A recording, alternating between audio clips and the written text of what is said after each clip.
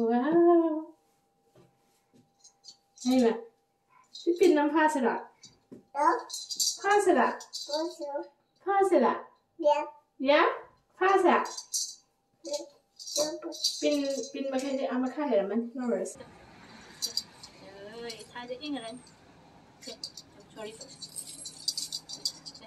Không. Sajibu थाना लापादा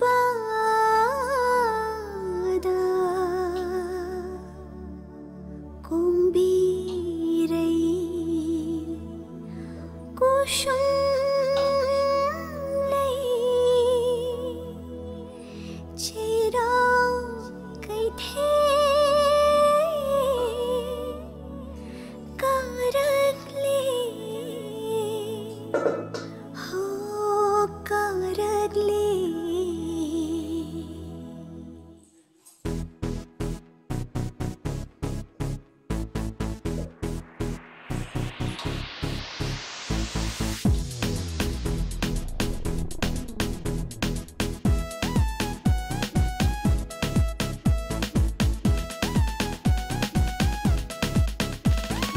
Cheirawba numit hinjang hauni mathil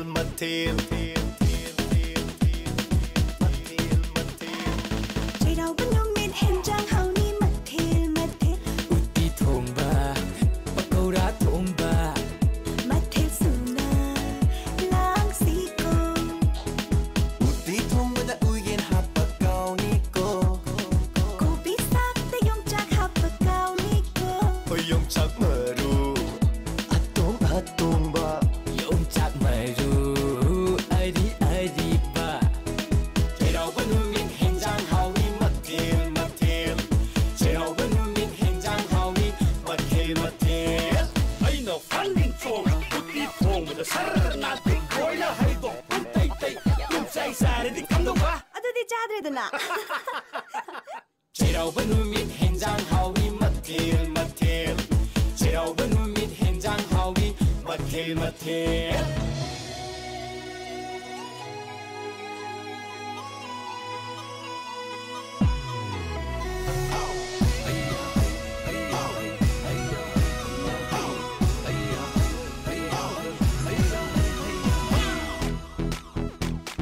Sajibu थाना लापादा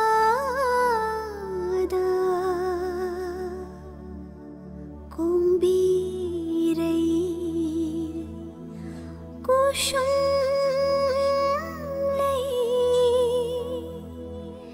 चेरा कई थे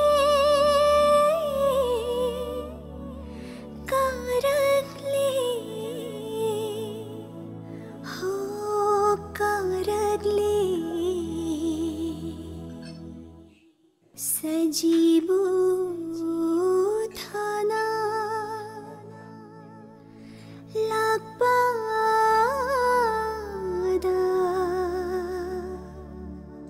कुंबीरई Kusum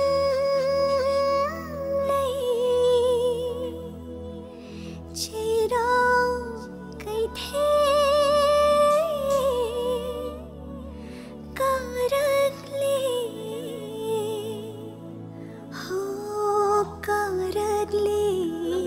Sidi Cheirawba ki numit lakre aduna ai Cheirawba khara kachare sorry mapam ado koi yaudabani na ngang sin school se thaja ban tangare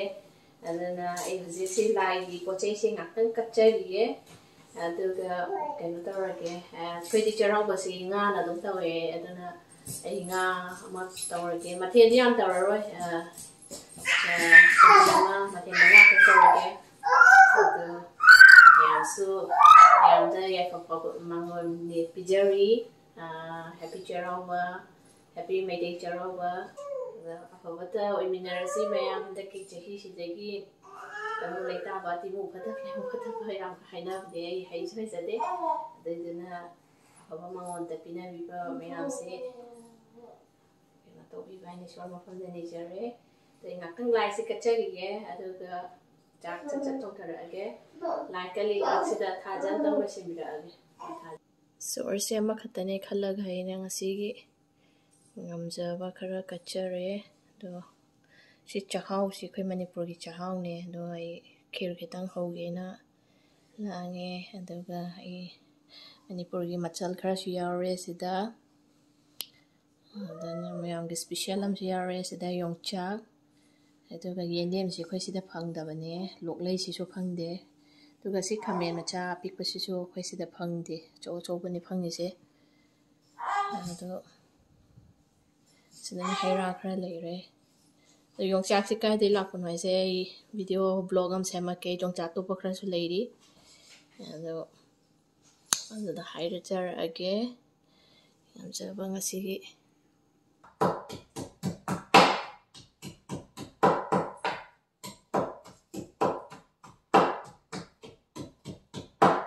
Jing sang thara pa hore asi nga sema thamba ta ba do ai thong thara rin tri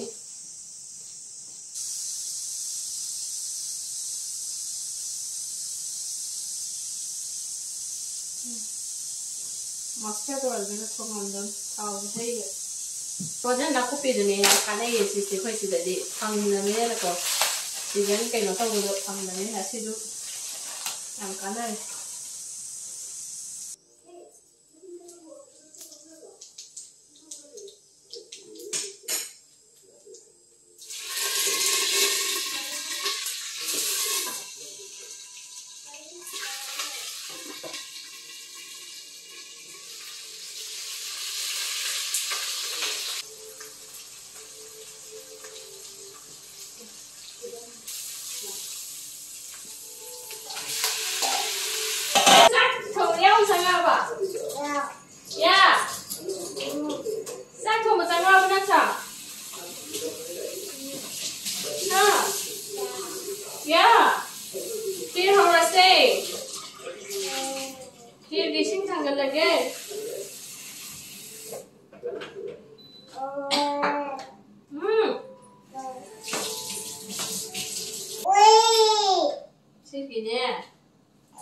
Jubi se sita hapang de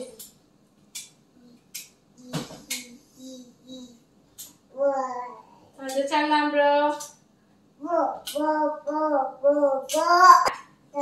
Jubi hapsin le zi Champion nang chak thong ya re ra chara bo ya le se ka nga se kan na thong ye zi lagi sidana sang kir chahau gi dogam leire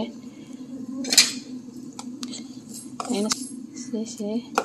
champurang ngan re adagi iromba ma tawrage aduga kena tawrani papara maga lore lakho ga kena tawrage duk tikap loire tuna chak so nan kai khamen sim bare ge khar lakho hapsin re sine kir gi yubi kharam bane do leire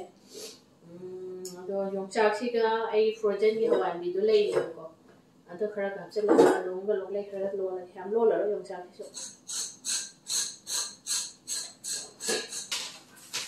paper am thai current chat long ko do ki na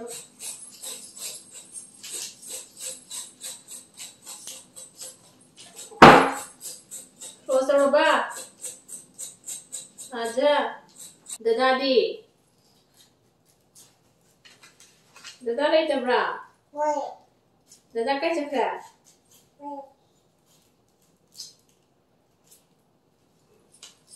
Yongchak ani oi dawage.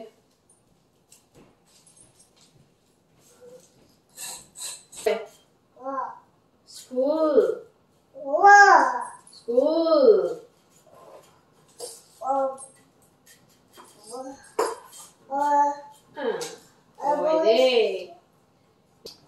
Si hawan bi present do ne hai kena tau budo na konde go ki budo dak chi do charo ba kat panang le si aja chi thola ka ko da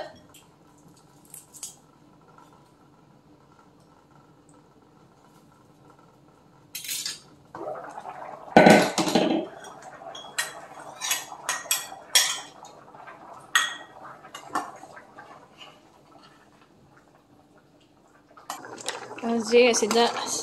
ꯉꯥ ꯊꯣꯡꯕꯁꯤꯁꯨ ꯂꯣꯏꯁꯤꯜꯂꯛꯑꯦ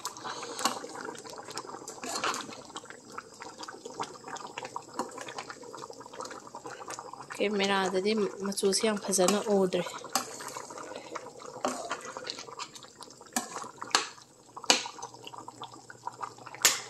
ꯊꯥꯖꯍꯟꯗꯣ ꯈꯤꯔꯁꯤꯁꯨ ꯌꯥꯔꯛꯑꯦ ꯑꯩ ꯃꯩ ꯂꯩꯊꯕꯅꯦ ꯃꯣꯏꯅ ꯃꯍꯤꯁꯦ ꯀꯪꯁꯤꯟꯈꯤꯗꯣꯔꯦ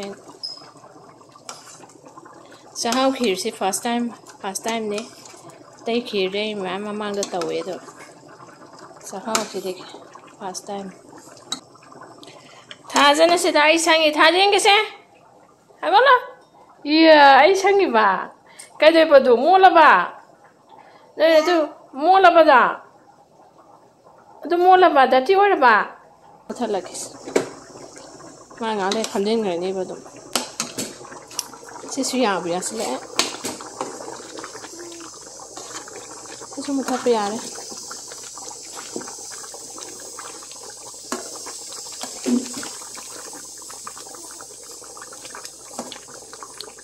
سيسو مطلق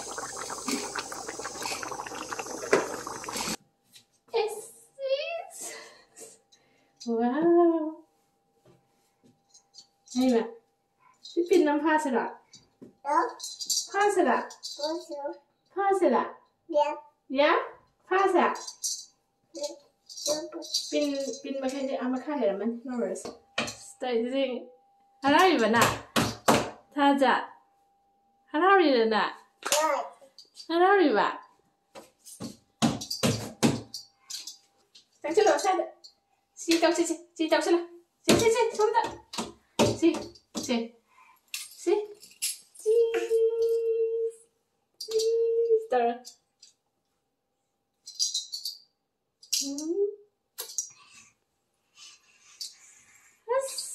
acting zidi taji acting zidi tara tara buka tara jaga sharis ta jaga sha te sesla lord salasla sesla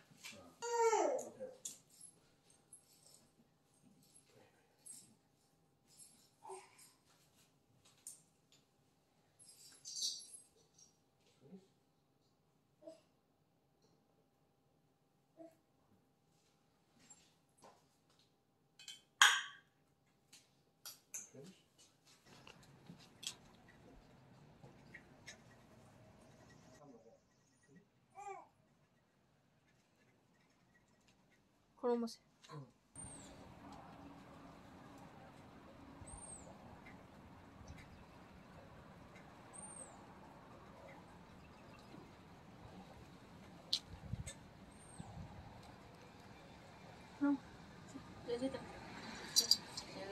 Thaja ingran. Sorry. Ah, kolom. Yo, check 1 2 3. 1 2 3. 1 2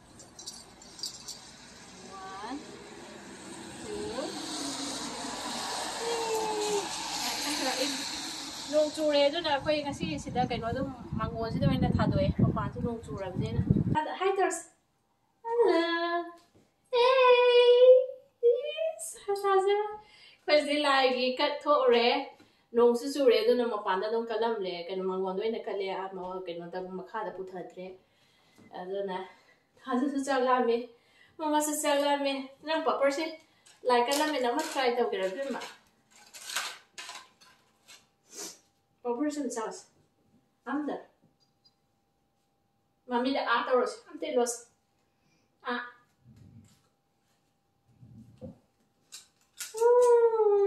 hảo nha nó không sao nó không sao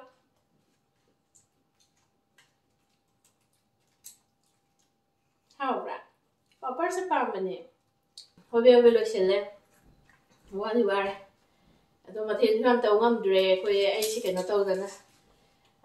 ngang xin chú là hệ đi số lấy tàu ba rồi số lấy tàu ba school các cái chắc rồi đó nè coi family anh đi một bữa là cả một tàu xe đi ngang này ಅದು ದೊಡ್ಡ ಫಜನ ತವರಾಗೆ ಮತ್ತೆಂಗ ಥೋಮಗ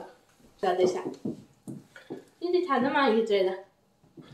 ಸಾರಿ ಫಜೋಕ್ರೆ ಮಸೆದೆ ಹಾ ಥಾಜಾ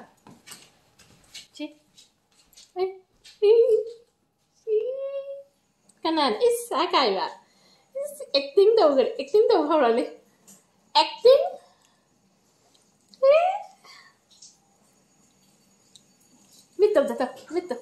Mito. Si, sai tao bây giờ. Si ma'am si tang loi se lage ai sak sa thoge tha ja cha pizza loi si kare loi sin gre. Ado wa thing li thenge ma mu in na bona ro bada. Ado ai samosa na tawrage thenge do cha bai di hap pa roi ge nuai tre. Si keno tau bane na. Sakti lam le thaza pizza re the masigidi charaw bagi videos di tang sai lo sin jarage thank you so much everyone mayam amkana hajari happy charaw ba thank you so much bye bye thaza bye bye tausra matum ning mal selo re adu cha chu umme maya da haje se tum tho se ka say bye bye okay bye bye say ai mami de ko no interagi phone pai le bye bye okay